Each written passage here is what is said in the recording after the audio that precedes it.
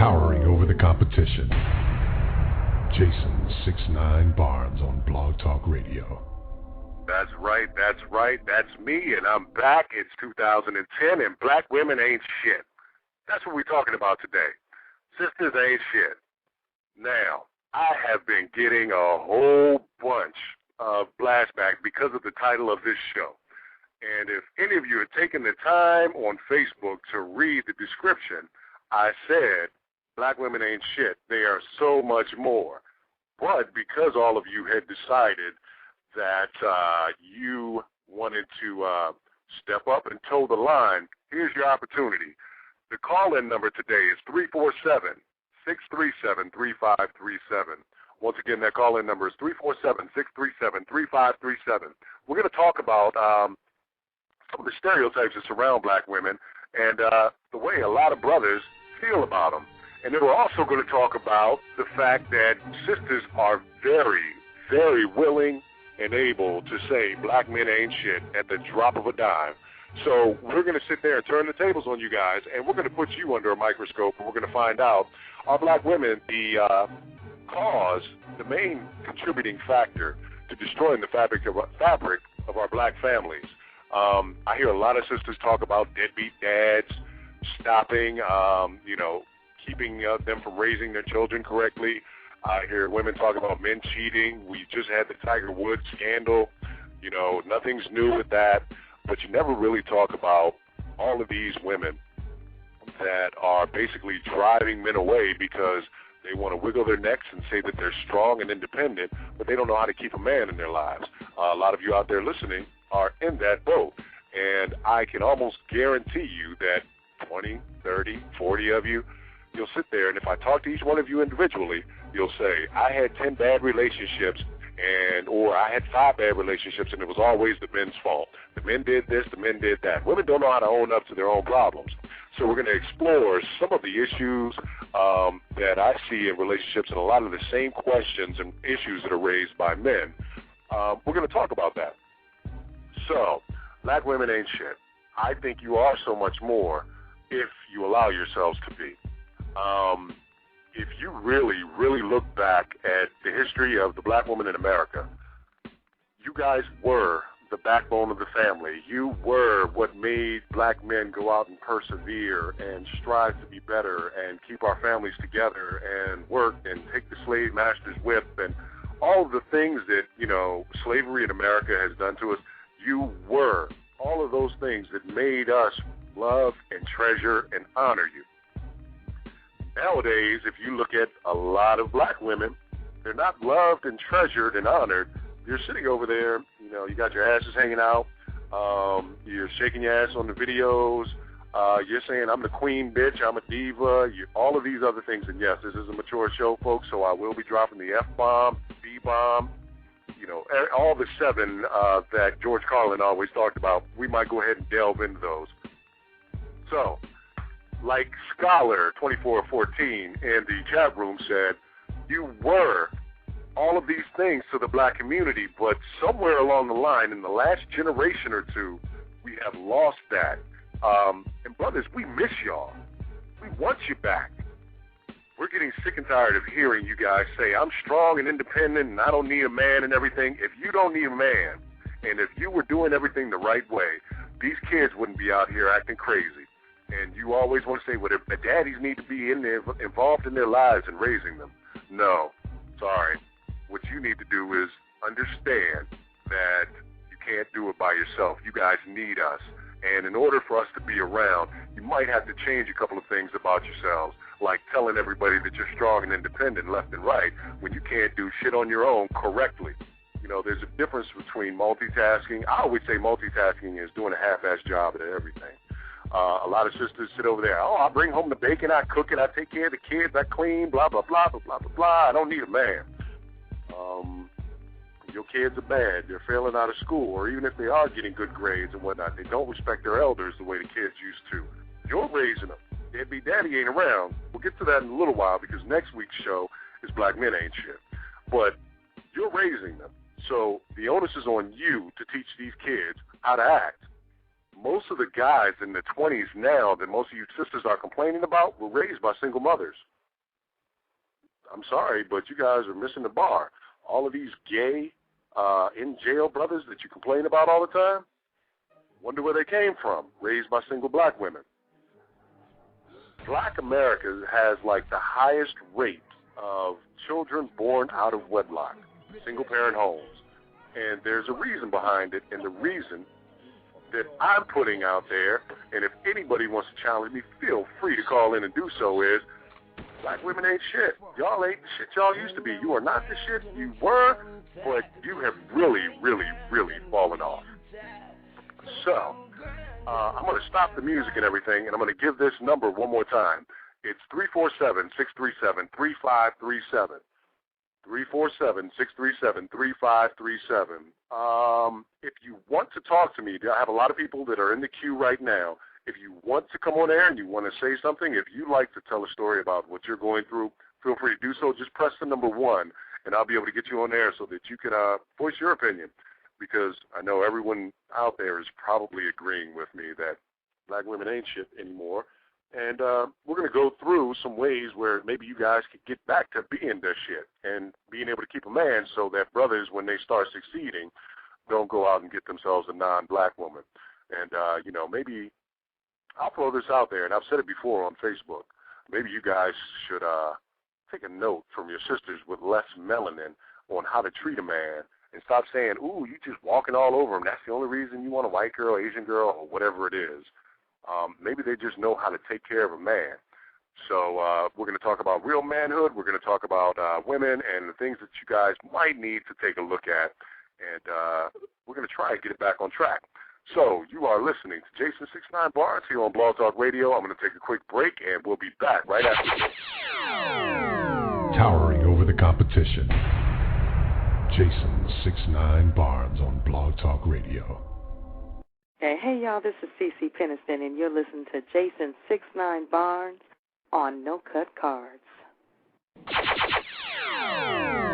Towering over the competition, Jason 69 Barnes on Blog Talk Radio. This is No Cut Cards. Today is January the 10th, 2010, and we are talking about black women ain't shit. Call-in number for today is 347-637-3537. Once again, that call-in number, 347-637-3537. Press the number 1 if you want to say something on air, talk to me, talk to the world. Also, for all of my guests in the chat room, folks that are just clicking over from my Facebook link, my website link, or from another link, if you would like to participate in the chat, which is off the chain as always, in the upper right-hand corner of your screen, you will see where it says sign in or sign up. You can create yourself a login. It only takes a couple of seconds. You choose a username, and bam, you're done. Create a password, and you'll be able to interact with all of the folks that you see in the chat room. Quick program note, next week, as I had said, we are going to be doing a show entitled Black Men Ain't Shit. We're going to let the women sound off about the men. And today we're letting the men sound off about the ladies. And ladies, you can feel free to call in and try and defend yourselves, but I know most of you agree with me, so you will not be calling in because I'm right. You know, sisters are screwing up our families because of this strong and independent shit that they keep on throwing out left and right. So, you know, that's my take on it. If you want to call in and challenge me on it, feel free to do so. I think I have a couple of lines left open, but I'm going to go to the phones right now. And I have my main man, Black Crow, and from the chat room, and he's calling. You're calling from Florida. What city is it again, Black Crow? I'm in St. Pete, outside of St. Petersburg. Right outside of St. Petersburg. Hey, man, thank you for calling in. You are live and on the air, man.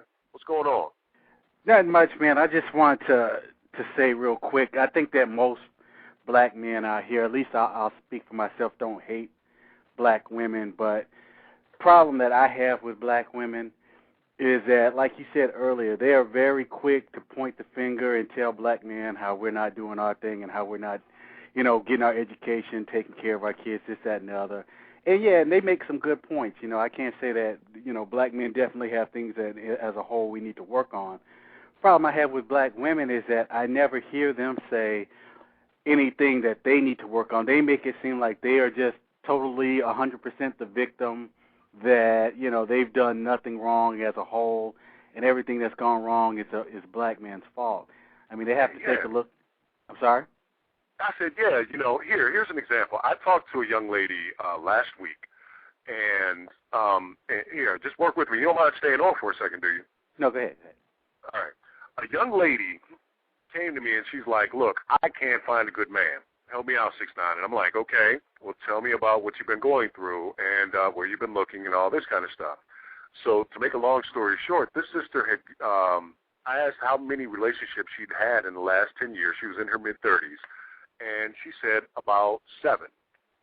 And when I asked about each of the relationships that she had and what the problem was, what made them fall apart, every last relationship, she said, he didn't do this, he did this, he cheated, he didn't treat me right, he didn't keep his end of the bargain, he wasn't a real man. It was a litany that, you know, most of us brothers have heard over and over again through the years. And so when I asked her, and this is the part that really messed her up, I said, all right, you've had all these men, and the relationships didn't work out. You just laid out a laundry list of issues. What is the one thing that ties all of these men together? Because they weren't calling each other comparing notes and saying, we want to fuck up, I'm going to call her Angela, we want to fuck up Angela's life. You know, so what'd you do to piss her off, dog? Oh, man, I just left my shoes, you know, right by the toilet and everything, and and my socks were over there. We don't do that. So she was like, well, I don't know. What are you talking about? I was like, I'm going to ask you, Black Crow, what was the one thing that tied all those men together? I would say that one woman, her. Thank you. And she argued with me for days. No, I'm very easy to get along with. I'm a supportive, good woman. I can cook. I sleep with him, and I do what he wants in bed. And she just refused. She blamed everything else but herself. And that's what I've seen a lot of sisters do, like you were saying. And you know what I see a lot of sisters do, too, is that it sounds crazy, but I actually think a lot of women get with deadbeat dudes to set themselves up to be the victim. Because I know a chick who is dating or sleeping with this married guy. Of course, the married guy giving her this line, oh, I'm going to leave my wife, blah, blah, blah. You know, everybody know how that turned out. She ended up pregnant, had to get an abortion and all this other mess. And the dude already had a kid from another woman outside of his marriage that he wasn't taking care of. She knew about that as well, but she still decided to get with this dude. Then I got a cousin who's got like 4 kids by 3 different women, hasn't had a job in forever, and everybody knows this, but women still just want to, you know, sleep with them and get with them when they know what time it is, you know, from the jump. So it seems like I think a lot of women get with a lot of deadbeats so they can set themselves up so they can play the victim card, and then they can say, oh, look at me, I did all of this, I did all of that, and he did this to me, or he ain't taking care of his kids, instead of just finding a brother who's got his act together from the jump and loving him like you love these bums. There you go. And making poor choices. You guys were saying it in the chat room. Warhammer was saying it. Scholar was saying it. Women make really bad choices, and then they want to blame the men for it. And, you know, I'm like, okay, where I stand, it's a new world. It's 2010. No, we're not going to keep shouldering the blame for everything that's gone wrong and letting women say, oh, we are the backbone. If you're the backbone, ladies, you cracked, you're broken, your C3 is messed up, you know, you need to go to therapy, get your back cracked, do something because it ain't working. You feel me, man? And what I always say, too, is you don't even have to put yourself in this situation. If you, from the beginning, if you know that you set a goal, you want to be married, you want to be a wife, you want to have a good husband, if you have those goals in mind and you keep that, you know, keep that focus early on in your life, you're going to avoid those deadbeats and putting yourself in a situation where you got an out-of-wedlock kid with some thug or some loser or something like that. I think a lot of women, they wait till it's too late. They wait till their biological clock is ticking or they're 30 years old and got a 10-year-old and an 8-year-old kid, and then they want to find a good man to step in the picture, and it's just too late. Nobody wants to deal with that. So it's good brothers out here, but you can't put yourself in a bad situation and then expect Captain Save-A-Ho to come save the day. Yeah, and, I throw this out there. I'm like, I remember my grandmother. That was a strong black woman. That woman was very quiet. She was only like 5'2", but she would speak quietly, and everybody in the room would just stop. They were automatically, acquiesce to whatever she wanted. So, a lot of sisters sit over here, I'm strong and independent, and they're loud and obnoxious and everything, and I'm like, they need to get back to being able to, be that quiet strength that most families need. Well, I think... Hang tight with me for a quick second, Black Crow. I'm not going to take you off air. I'm actually bringing in another caller. Area code 734. 734. Are you there? Hello. Yes, I'm Hey, here. what's your name and where are you calling from? My name's Trent. I'm calling from Michigan. I'm sorry, say again? My name's Trent, and I'm calling from Michigan. Trent from Michigan. All right, what do you want to say? Did you have a question or a comment? Oh, yeah, I had a comment. Like, I feel like a lot of the black women that you guys are talking about, like, it's not all black women. And I feel like a lot of black women, we tend to blame all black men and say that they're no good just because we've run into a couple of guys that treated us wrong. All right. You know what, Trent? I'm sorry, but that's one of the things that women do. You guys cop out and say, oh, it's not all of us. Oh, it's just a couple. Oh, the men are making bad choices by dealing with all these knuckleheaded women. There's some really good, kind women out here, and you guys just making bad choices. Number one, we don't really make the choice. No, I totally agree with that. Women are the Okay. ones that make the choices to be with these men. I totally agree that you shouldn't want to be with somebody that's like that. And there's so many signals that men send out that they're no good.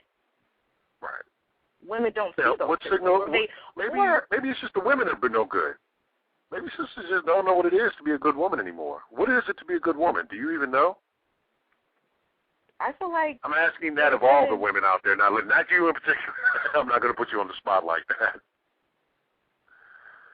But, do you know what the parameters are? I mean, what in your mind makes you a good woman, Trent? In my mind, what makes me a good woman? Yeah. I feel like good women... Are you talking about just, like, in relationships or... Yeah, what makes a good sister in a relationship, and raising a family, because, I'm not just talking about, hey, everybody is not built for marriage, everybody's not built to be in a relationship, but if you are looking, because a lot of sisters out there looking for that one, and they want to settle down, and they want that security, if you are looking, what makes it a good relationship? I feel like a lot of women, they don't, to be totally honest, they don't know how to support their men. They don't know how to support the relationship, and they make a lot of mistakes within the relationship. Okay. I totally agree that a lot of women, I agree that a lot of women, they choose to be with bad guys, but I feel like when a lot of women find good guys, they don't know what to do with them. Okay. Can I ask her a question? So, go ahead, Black Crow. This is one thing I've kind of noticed with kind of black women in general. They like either two types of guys. They like either the type of guy who has a lot of money and who they respect financially because they believe this guy can give them a certain lifestyle or whatever. And the guy might just be spending money on them just to get in some sex a little bit and then leave.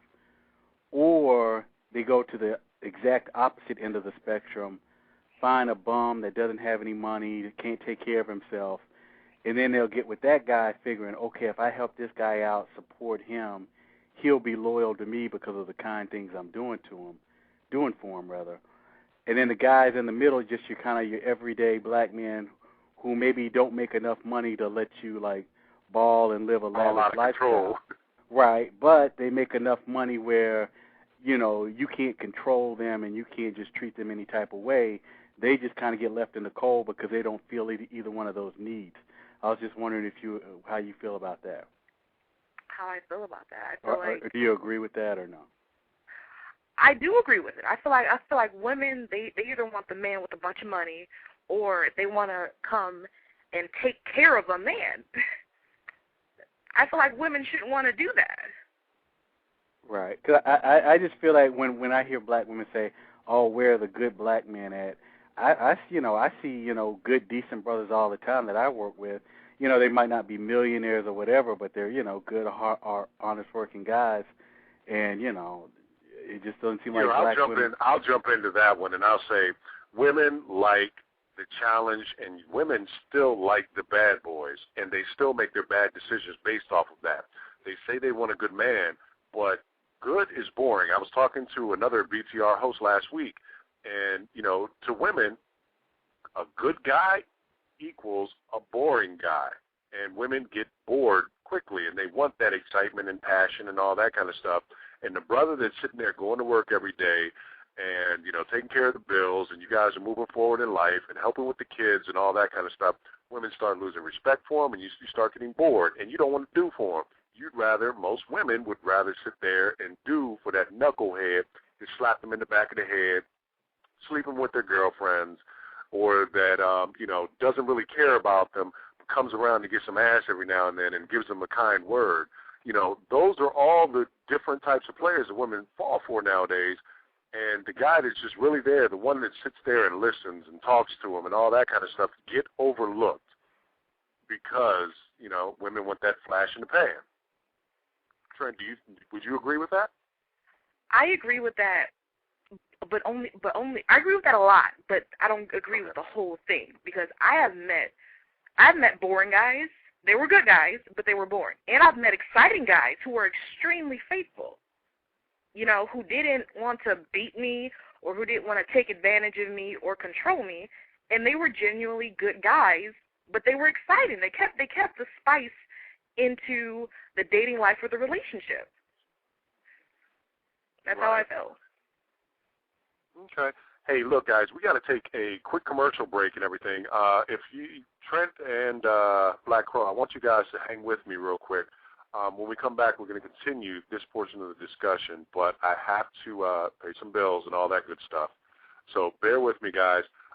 We are talking about black women ain't shit, and this is your main man, Jason 69 Barnes, broadcasting live from Los Angeles this week. All right, we are back, and today's topic is black women ain't shit. I've had quite a few folks that have been hitting me with the private chat and everything, and I am, I try and respond to everybody. For all the folks that have chats up for the private chats, it's kind of difficult to get to everyone. Please be patient. I will try and get to you. Now, Yelena, yes, you are now famous because I said your name on the radio. Okay, if that works for you, not a problem. All right. Warhammer, you've been saying a lot in the chat room. I'm going to say, brother, call in, have something to say live and in person. So for everybody who wants to talk, the number is 347-637-3537. Once again, that number is 347-637-3537. And we'll press the number 1, and we'll get you live on the air, and you can say what is on your mind. Now, a moment ago, I had a couple of callers. I had Trent from New Jersey, and I had Black Crow from Florida. You guys are back with me. Are you still there? Yes. I'm here. Okay. Now, when we tipped out and had to go to break, we were talking about, let's see, what were we talking about? I can't even remember. Do you remember, Trent? My memory's horrible. We're talking about what makes a woman a good woman, and we had kind of gotten off of track and everything, and then we had actually segued into women making bad decisions and the exciting brother versus the stable and boring brother. So, Trent, since you're the lady that we have on the line right now, most of the other women are scared to call in. Yeah. I'm going to pose this to you. Can you define what makes an exciting brother to you? Somebody that's going to keep your attention and keep the flame burning for a woman so that you'll learn how to act right. So that I'll learn how to act right. Yeah, because we know sisters don't know how to keep a man. Yes. But, yeah, you no, said really. it. What makes... Well, I can only talk from my experience with guys that I would consider exciting, and first of all, there's always just been something about them. You know, in my opinion, exciting doesn't mean, oh, let's go jump out of a plane together, or let's go do something really extreme. Exciting, like you can have an exciting conversation with somebody. The guys that I talked to that were exciting, they always had something to say. You know, they always. So you like the intellectual types, and they were very good communicators. Yeah, they were. Okay. And what I liked about them is a lot of boring guys. Like you said, a lot of girls don't like boring guys, so a lot of them feel like they have to. Well, a lot of them don't voice their opinions about things. I like a guy that doesn't always agree with me. I like someone that has a brain of their own. Okay, so let me ask, if you encounter a man, you know, I run my ship, I run my house, and I am saying to you, look, this is the way we're going. I have a direction, and all right, let's say you're dating me, Trent, okay? Mm-hmm. All right, I have a direction. I know where my life is going. I know, you know, how I have a plan. I am solid. I do my 9 to 5. I come home. I help cook, clean, all that kind of stuff and everything. What I've noticed is Trent has been lately, we've been together for 2 or 3 years, and Trent has started saying, well, you know, I'm tired of, you know, just having date night once a month. Or you're not doing anything to excite me anymore.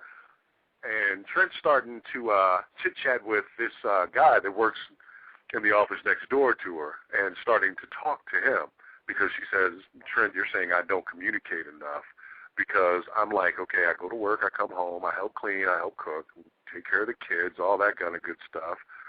We have some great sex, and now we've been doing that for 2 or 3 years, and you're bored. And you ain't doing shit. How come you can't clean up, Trent? How come you can't bring me my beer? Yeah, how come you can't bring me my beer while I'm watching the game with the fellas?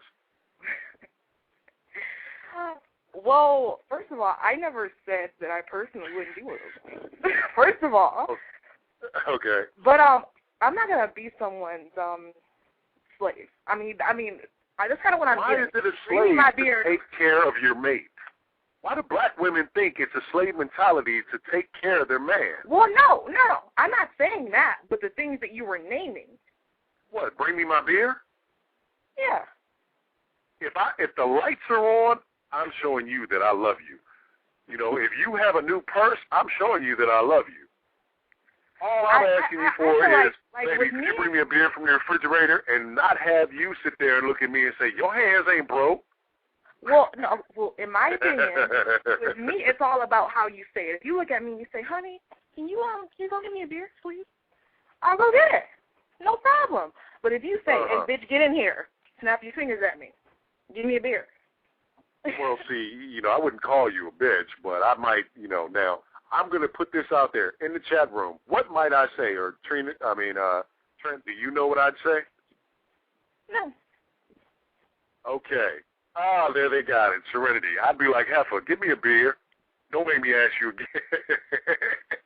I don't call women bitches. But Heifer is a term of endearment. You need to embrace the Heifer in you.